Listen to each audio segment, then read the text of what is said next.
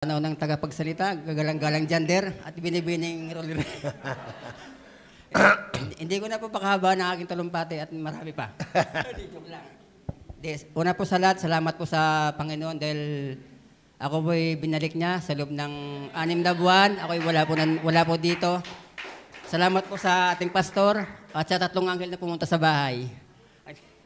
Si Brother Henry, saka si Sister Bibit, saka si Sister Tina. Salamat po sa inyong pagpunta sa bahay at ako'y inyong inyudyukan na bumalik.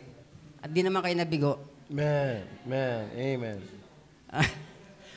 At salamat din po sa 2 taon. Ako po ay naging baptist noong April 9, araw ng Kagitingan. Ako ay 2 taon na at 6 na buwan ako'y nawala sa simbahan ito. Tanda ko naman po.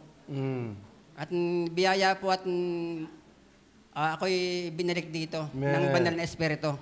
Dahil kung wala pang Banal na Espiritu ay wala po ako dito. Praise the Lord. Dahil sabi nga kanina, nandun po yung sabing kaunawaan, karunungan at kaalaman. Yung 3 po na yan ang kumilos. Wow. Salamat po sa biyaya at hindi ko po, baka ako'y mapayak pa. Amen.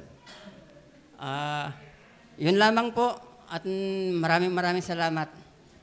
Praise the Lord.